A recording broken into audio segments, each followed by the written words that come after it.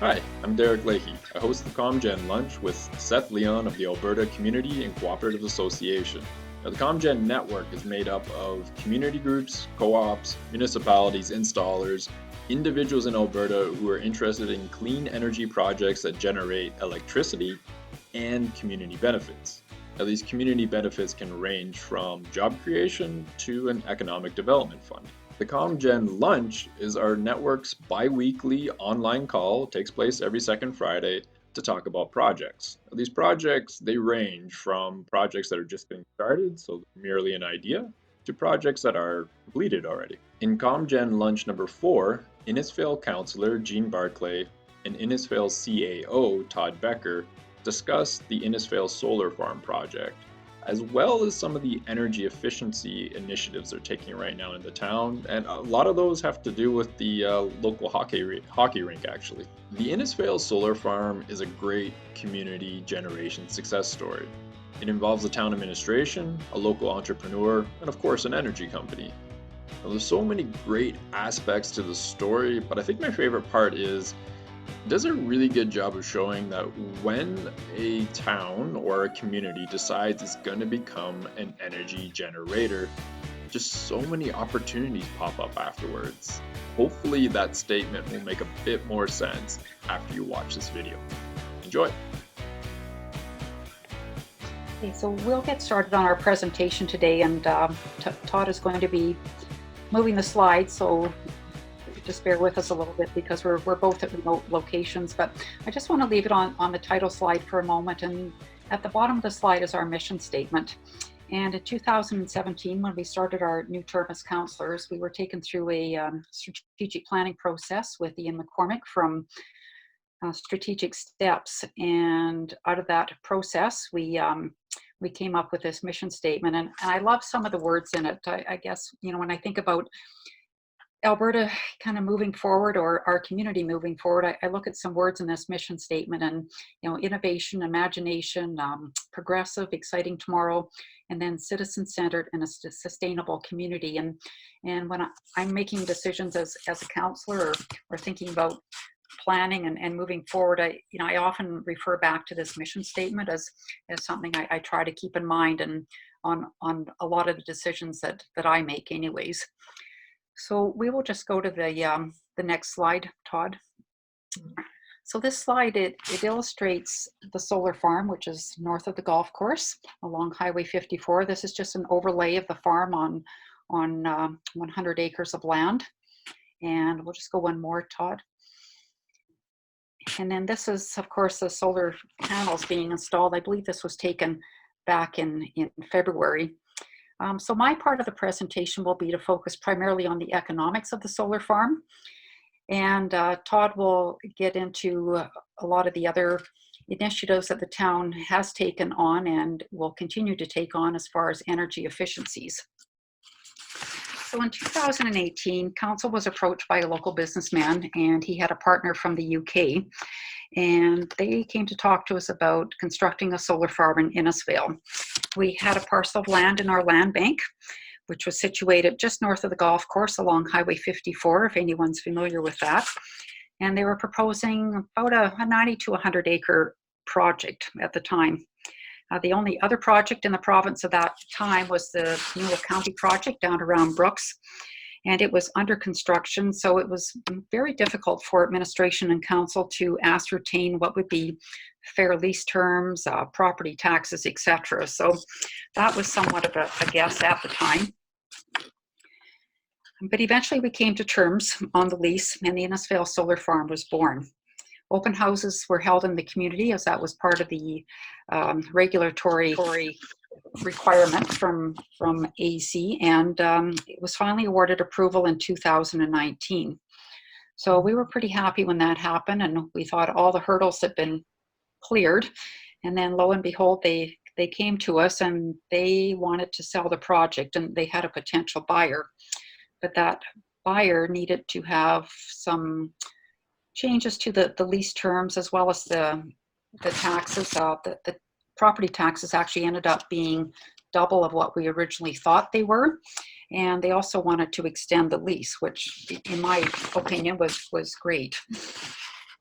So the land where the project is located, it was purchased by the town about 10 years ago, and was purchased for just over $1 million at the time.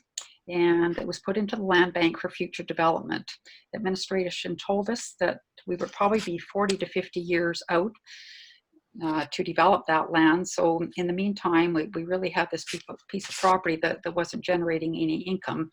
And so the solar farm was a very intriguing idea. I'll just get you to go to the next slide, please, Todd. So in 2019, Elemental Energy, and they are the owners actually of the Newell project down in Brooks, they're a Vancouver company. They purchased the solar farm from the original owners. And then we came to terms on a new lease. So the land lease is for 100 acres. It's for 35 years, and it will average approximately $200,000 per year from the lease payments and the taxes. The company is also contributing $20,000 a year to a community fund, and that's going to be available to nonprofits and other local organizations, and that's reflecting Elemental's commitment to our community. Construction is at a stage where the solar panels, I think they're still being installed. It's difficult to see from the highway view because the project, of course, is so large. But Todd may have more insight into that than I do at this moment in time. But in total, there will be approximately 69,000 solar panels on that property, and it will be a 25 megawatt farm. Elemental, they also hired local people where possible, so that was another benefit to the community. And if we were to compare the income that we are getting from this farm, just from the lease and the taxes, and trying to compare that to maybe building new houses and getting property taxes from that, we would probably need to have 70 new homes built in order to match this kind of revenue. We purchased the land for just over $1 million. The 35 years at 200,000 is just going to be over $7 million in return.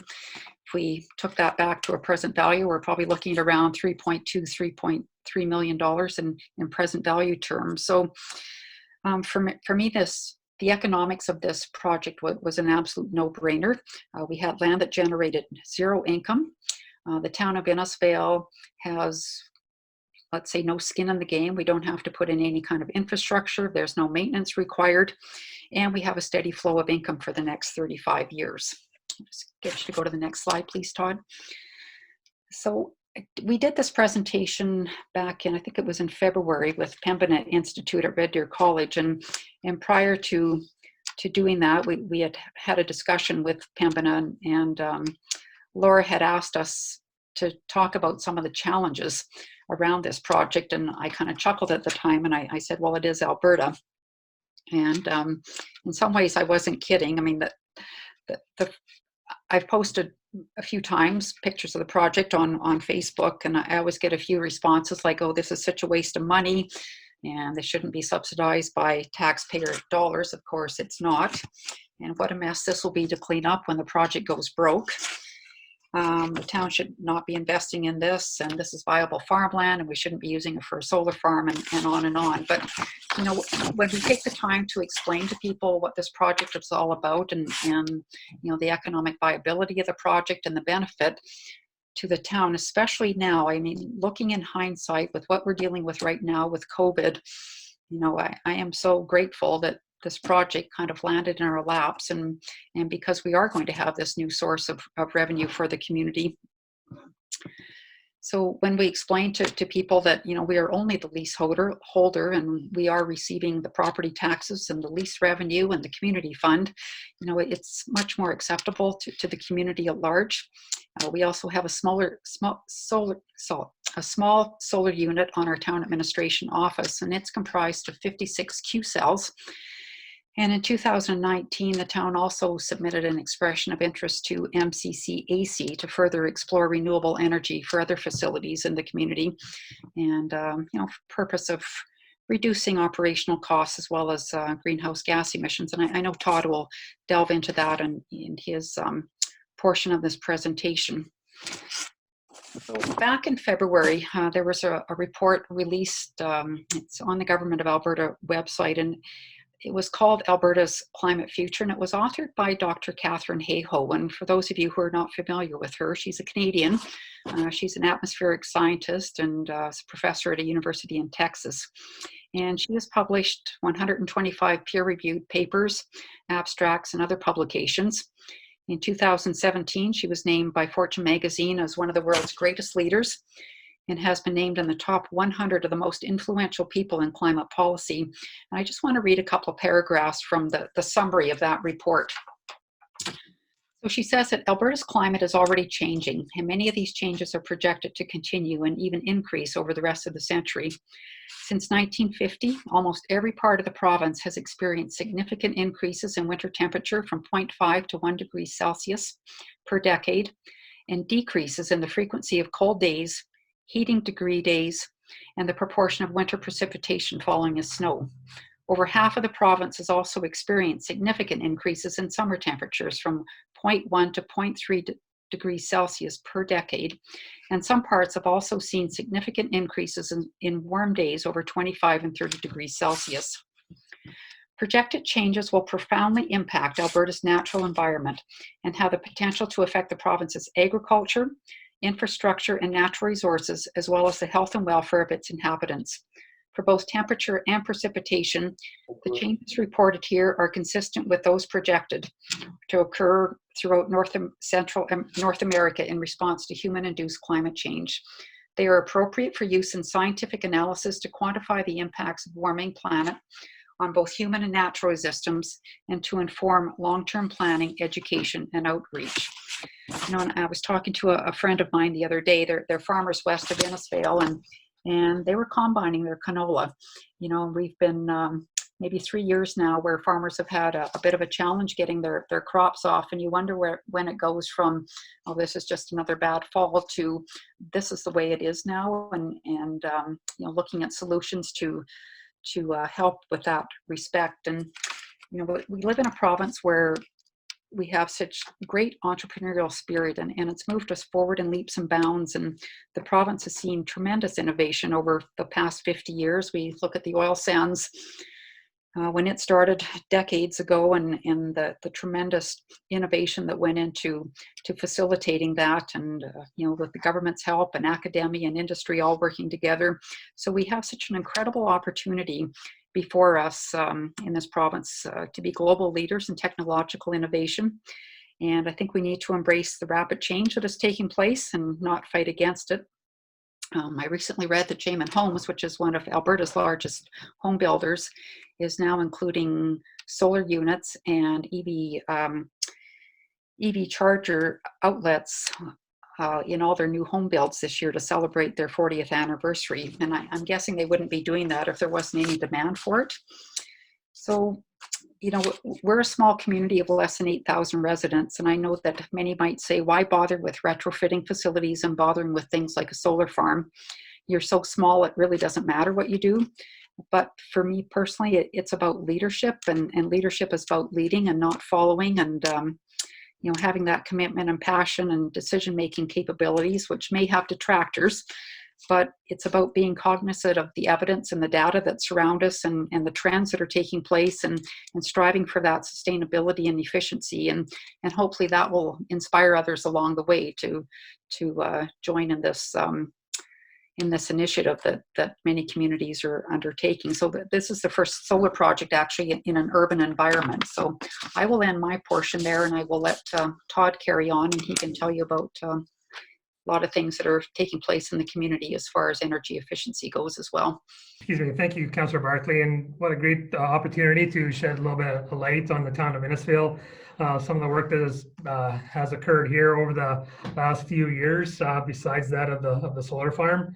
Really, the solar farm has helped create a spotlight on the community. It's also allowed us to speak on some of the other considered smaller but important projects that the town has undertaking.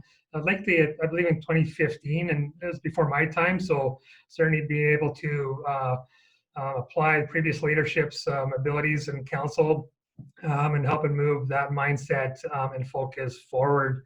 So this conversation is really important, you know, and often municipalities have not spent the time to really promote themselves individually as an organization on the projects that we've undertaking, from the core services projects to now on the renewable energy, green energy projects. But we are getting better at it, to better communicate with our community, and also to brag a bit of what's going on in our respective municipalities. So we're coming along with our communications.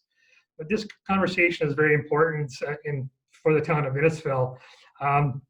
As Councillor Barclay stated at the start of this this conversation of the town's vision and mission regarding sustainability, in aligning with that mission and vision was the council's strategic focus, and that being environmental responsibility. So council made it clear upon election that one key area of focus with the goal is to be more responsible or engaged and aware of our footprints with environmental responsibility. And that really gives the operations portion, which I'm responsible for, to focus more on the operational efficiencies and effectiveness of the organization and how we do our business. As you heard many times, I'm sure through media and through the municipalities that are speaking, traditionally municipalities are faced with the reduction in funding. So that's besides the pandemic, and there's a lot of dollars being supplied out now, but that's going to end at some points, which is going to create some questions, I'm sure. But traditionally, we are faced with a reduction in funding through grants. There's also a sense and an understanding of downloading of responsibilities to municipalities, the increase in operational costs and pressures to maintain traditional services and stable taxes. As we know that property tax is really the primary revenue source for municipalities. So that's a big percentage chunk of our revenue source, besides that of user fees, franchise fees, and grants. But property tax is key for us to provide our essential services to our citizens. With all that doom and gloom conversation or piece comments, there is opportunity though, and that is to look within to create efficiencies and green energy, and some of the grant programs that are available currently and hopefully in the future is creating some opportunities to access some dollars to become more efficient within our programs and through applying technology within our operations. What I'm going to talk about, and we talk about these being smaller projects, but again, creating significant savings and opportunities for our community. We actually, these projects, along with the solar farm, and you'll hear me speak towards the end of what I've learned through this process, is that there's a significant knowledge deficit in relation. Councillor Barclay talked about the solar farm, and when those companies came to the town of Innisfail, we realized that being a small municipality, we don't have internal energy gurus. So we really had to scramble to create connections and network, and internally learn how can we best negotiate this project for our citizens, and be able to speak to the benefits or not. Or anything challenging that would come with that project. So with that mindset has allowed us to become more aware as a team, as a unit internally, to understand other opportunities that could pose themselves as an opportunity for the town of Innisfail. So what I'm going to highlight a little bit here is these key projects on your screen, to include some lighting projects at our twin arenas, a real ice technology project, and I'll show you a picture that's really kind of a neat system.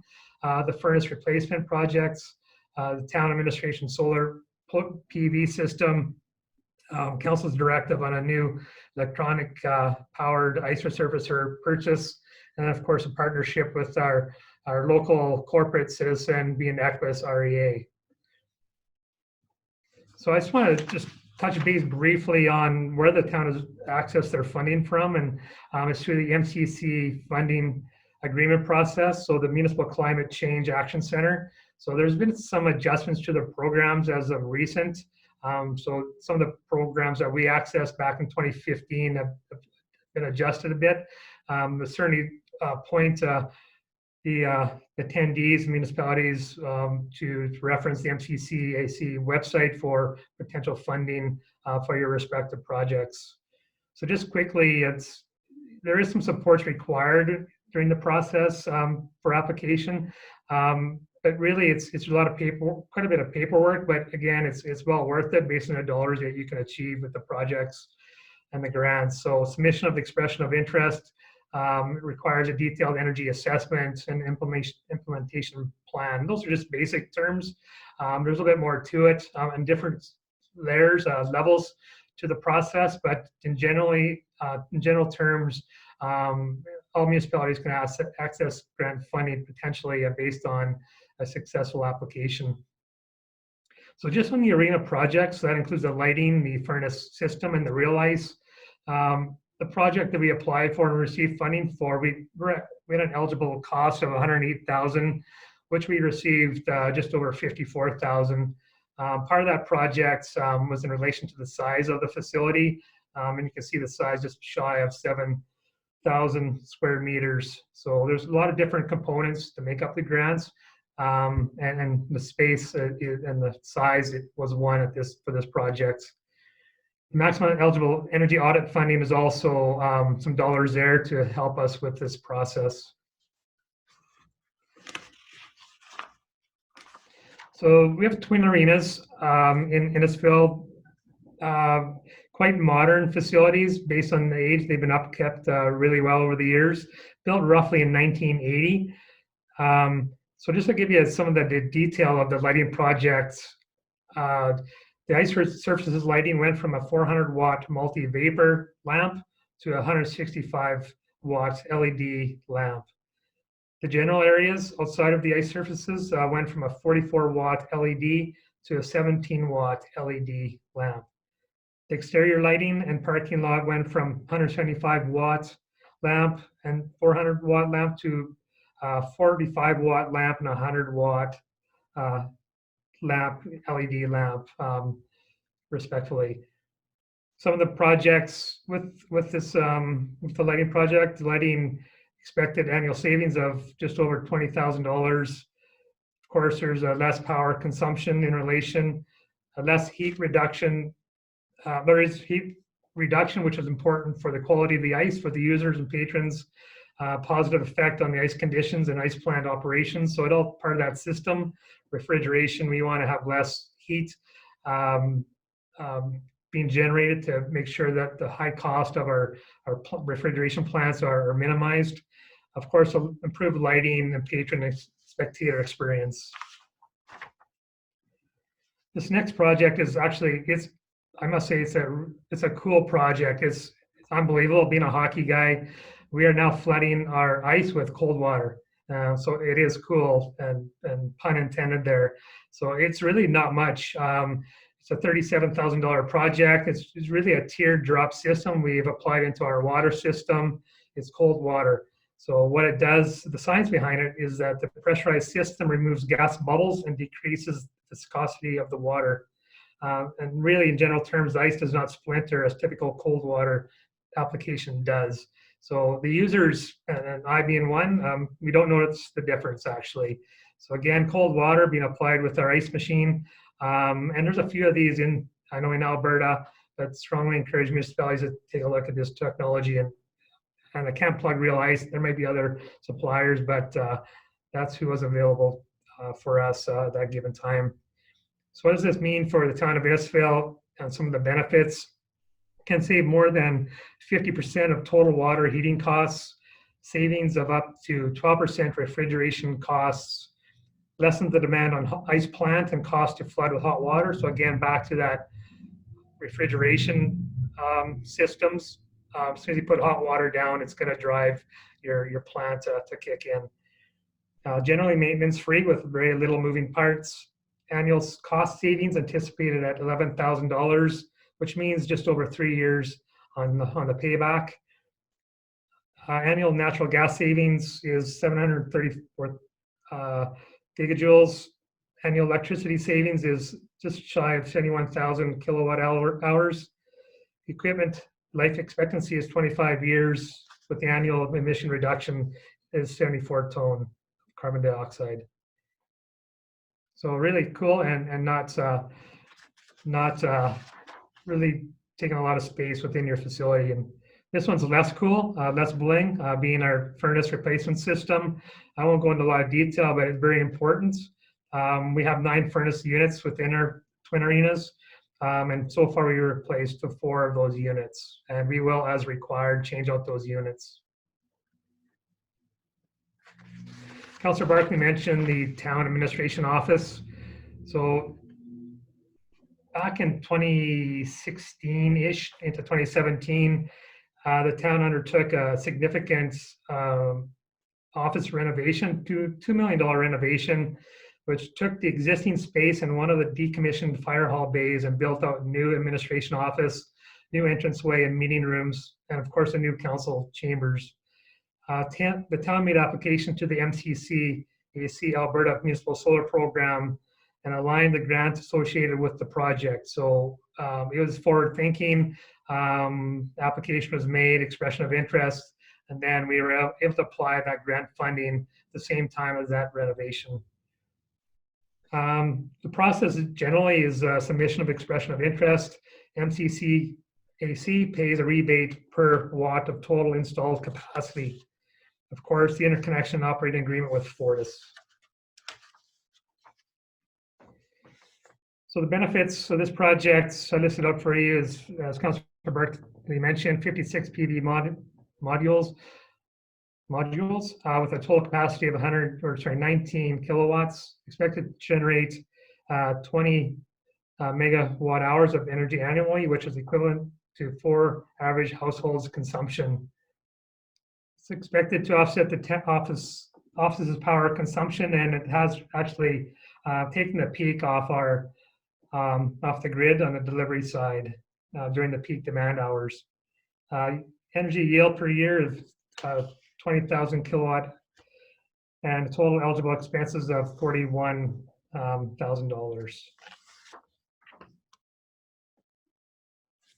So just actually on Monday night, council gave direction for administration to proceed in the purchase of a new Olympia Millennium E ice resurfacer. So this is powered by electricity. So we have to make some modifications to our room for our ice resurfacer. However, we're expecting to have some savings, but it kind of follows suit with council's vision and our desire to be more efficient. So really glad to see council's direction to proceed with this purchase, and that's just a copy of what that unit's going to look like. Again, we made application to the MCCAC with expression of interest. We did that a couple of months ago in anticipation of council's green light to proceed. That project we made application for is eligible for $30,000 to $50,000 rebate on the purchase of that machine. Olympia is claiming the operational cost is 1/10 of the cost of a natural gas unit. Some other benefits include the no emissions and no noticeable jump in power usage. What it can do is provide up to 30 floods per day on a single charge. Some of the research we've conducted in anticipation of that council's direction to move forward. So the other part of this picture is a partnership. Equus, again, a great community builder within the town of Innisfail and many other communities throughout Alberta. So they're building a new office in Innisfail. Part of that is significant green energy related technology. Part of their build. One is the charging station, as you see in the picture. They approached the town with a potential partnership, and we're providing some assistance marginally with that unit install. But again, we wanted to work with Equus with their generosity within our community.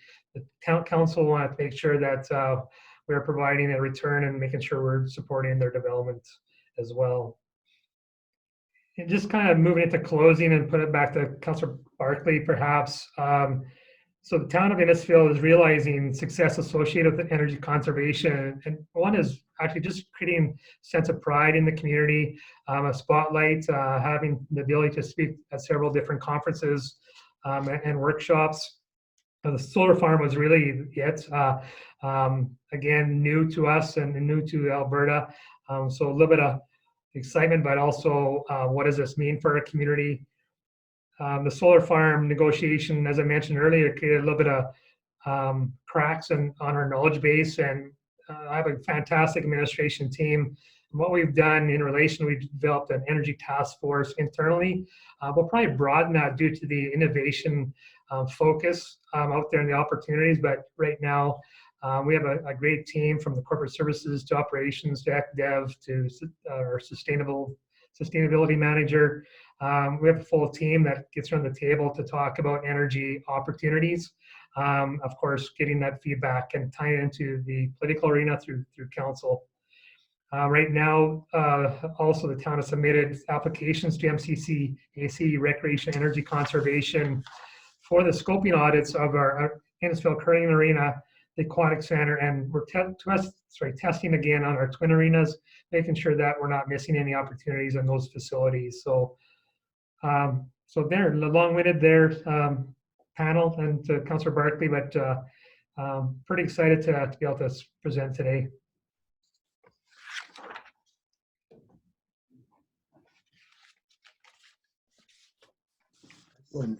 Councillor Barclay, do you have any other closing remarks or anything that you'd like to add? No, just thank you so much to Seth and Derek for the opportunity today, and thanks to everybody who joined the call. And it's exciting times and lots of fun with all these different initiatives going on. Excellent. Well, I just want to extend a huge thanks to yourself and to Todd for sharing this. It's blowing my mind, just the amazing work that's happening. And I just want to maybe summarize a couple points, and then we have some questions in the chat that we'll then switch it over to, and then maybe we can have a bigger conversation with, we have 27 people on the line, so that's a lot of community generators here, and we can go from that. But one of the things that I wanted to mention was just the fascination between the connection of the energy efficiency retrofits and the generation side. And I'm wondering, like, what did one spur on the other? Did you start to see the savings in the energy efficiency and that kind of reconfirmed the generation piece? Or when you look at the kind of the economics around generating renewable energy, are you thinking about the broader savings and the energy efficiency side to it? I'd say yes, and certainly ask Councillor Barclay to chime in with this, but it's all that, and and kind of echo into Councillor Barclay's comments. And when administration was approached by the companies for the solar farm, even administratively, we stated, I wonder if council would buy into this due to the political pressures of our political environment, and that's actually sad to actually. To look at it that way, that we have political pushback based on doing the right thing, and it's no slam to the political arena, and so maybe I'm going too far stretch poking the bear of the political side, but it's both of that. Is so on the energy efficiency side, that started, how can we save dollars?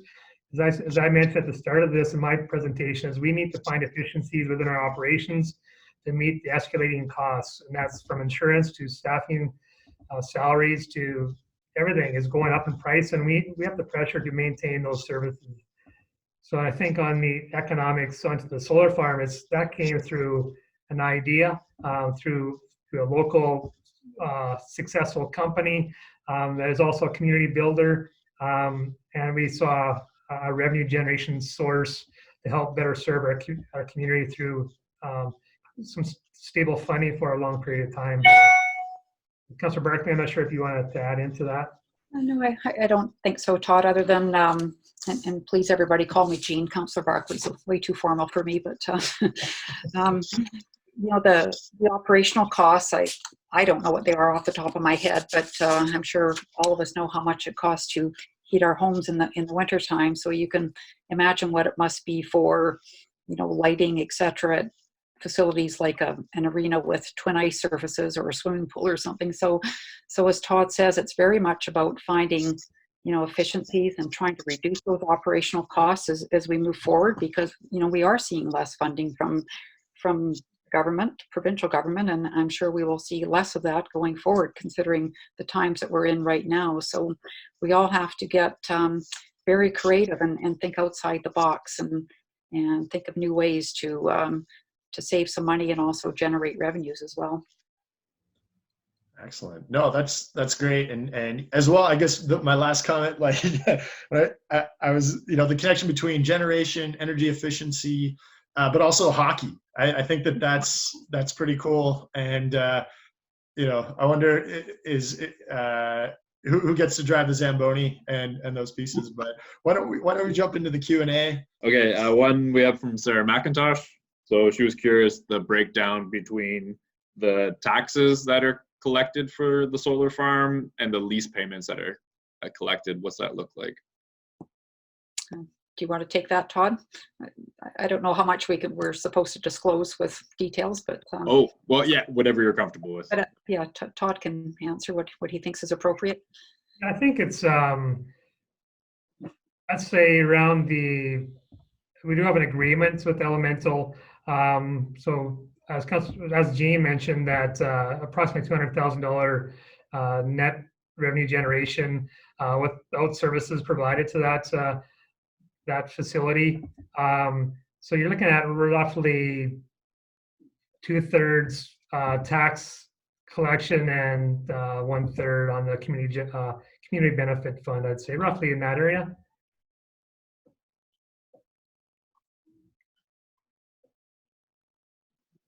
Thanks, Todd. Seth, you got a couple questions on your end, so how about you get through yours first, and then we can jump back to mine. Great. Okay. So the two, actually, these are kind of connected. So the first one is, are you able to discuss a little bit about the small scale generation application process? Was that through Elemental, or was the municipality involved with applying the application to connect to the grid? And how that's progressing, and maybe any lessons learned for people who are developing projects. So what was the application? And then I guess the second part is, in terms of your procurement, what were some of the local considerations in terms of local hiring or broader environmental things? So a little bit around your connection, and then the other about the procurement. Well, I think with the connection, it was all done by Elemental, so I don't believe the town had much to do with that. It was all regulated by the Alberta Energy Commission, and that the reason they wanted that piece of property so bad is because they could tie into the grid right there, so reduce some of their costs as well. And so yeah, we're basically the leaseholder, right, and not having to do much of the hard work. I don't know from the town's perspective if Todd or his administration was involved too much with that at all. And and then locally hiring local workers as much as they could was a bonus. And I believe the farm has the ability to generate electricity for, I think it's around 4,000 homes. But as I'm sure most of you know, the energy goes into the grid and it goes wherever. It doesn't necessarily come into Innisfail, although I'm sure most of it would, because it's the closest power drawer, shall we say. But I will let Todd answer the rest of that. Sure. As what Jean stated, just to support her comments, so Elemental came in a little bit later. Of course, the previous companies came in. We wanted to make sure the public was engaged throughout this entire process. The province does have a pretty extensive public engagement platform required for these types of projects, but the town pushed to making sure that our citizens and adjacent properties in the Innisfail, but also within Red Deer County, were engaged, and they were. So several open houses, several engagements with council, ongoing conversation with administration. So yeah, we did not have anything to do with the actual hooking in and those technical processes. We are the leaseholder. So we want to make sure that our build out of that land was not occurring within the life expectancy of the project, which it is not. And yeah, it's really, we just want to make sure that we're supporting them in the project, but also being a voice for our citizens as well.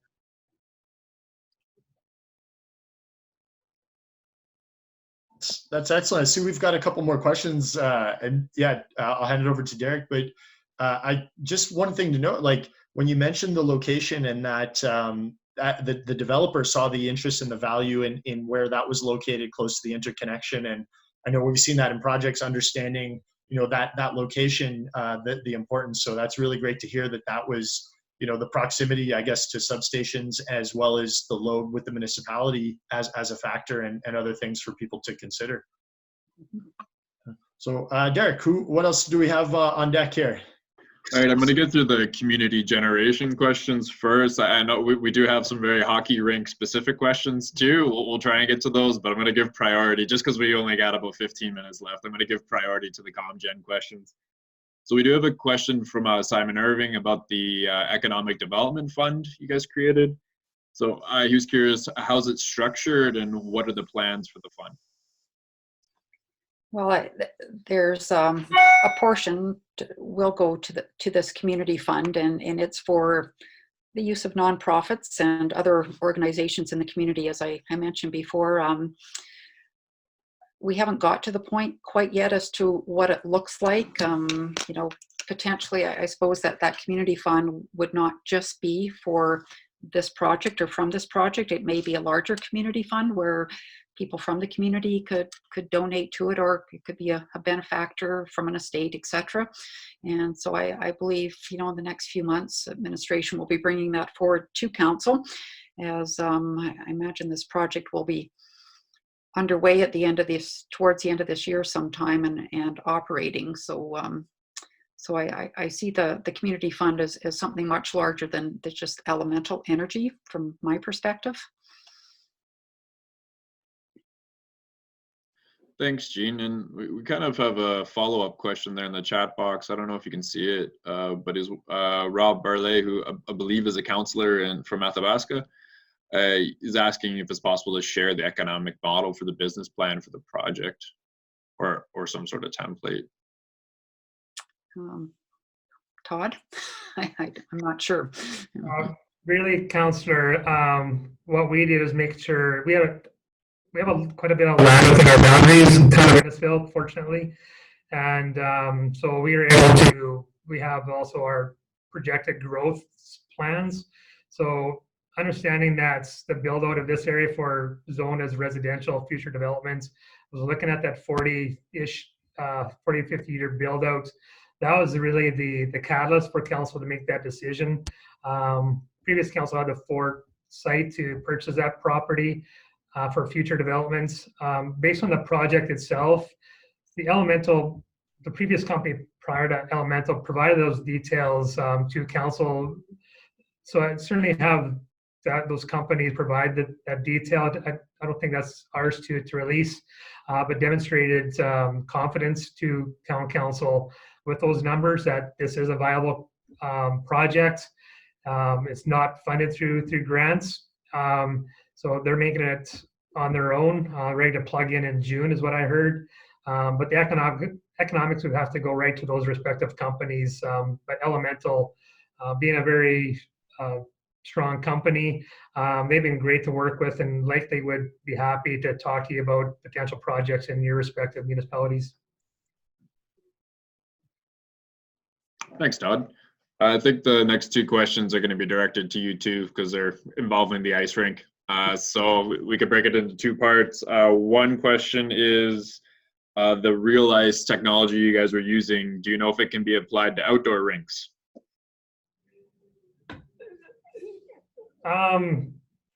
Geez, I guess likely, as long as there's some sort of structure to hold those systems in place and making sure they're warm. Yeah, you can.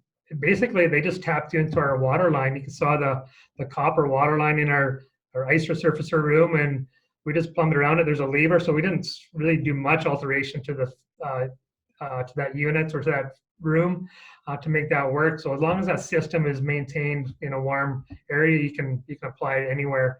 How the ice conditions would be affected in an outside environment, I'm not sure, but the real ice companies would be able to provide that feedback as well.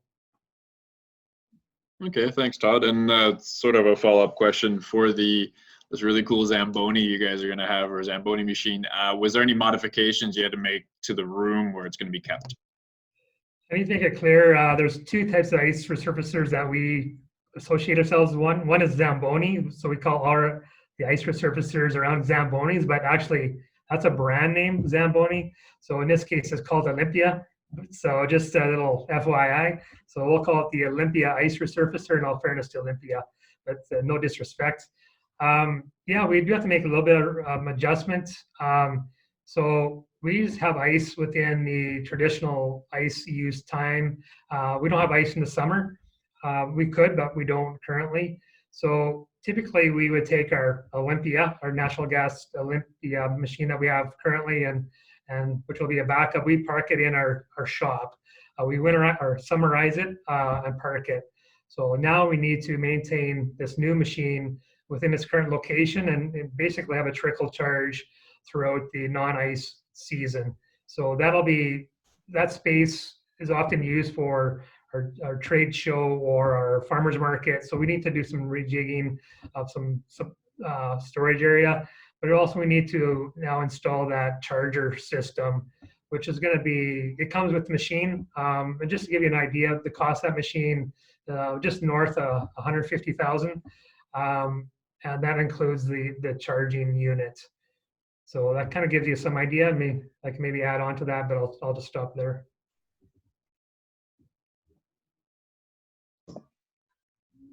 That's great. Well, I think we're winding down in terms of our time, and I know it's the Friday before a weekend. So I just want to, maybe we'll call it here. I think we've connected with lots of the questions. We will share out the slides and the recording that will be converted into a podcast and a video. So again, if you want to share, we'll be doing another one of these calls in about 2 weeks, and we'll have that shared on the ACCA site. You'll probably be receiving some emails. Really kind of this format is hearing from a project and then having a conversation like this. I really appreciated today the level of kind of the technical side, the community side, and some really pointed stuff. It's been neat to see, the evolving conversation from kind of the general broad strokes of, renewable energy would be a really nice to have in our community to, how do we build momentum and make the next steps? So it's great to see, so many familiar faces and some new faces. Again, thanks to Todd and Jean for, an amazing presentation. So much to think about that's here. And I want to thank everyone for sharing their lunch hour. Big thanks to Derek as well at Rural Roots and with the Solar Lab. Derek, if you check out Rural Roots to Climate Solutions, they have some excellent podcasts, tons of resources, as well as their work with the Solar Lab. So if you're looking at more of the community engagement, the education, and just really being a part of this network, definitely check out Rural Roots to Climate Solutions. And I hope everyone has an amazing long weekend, and I look forward to continuing the conversation. Take care, everybody.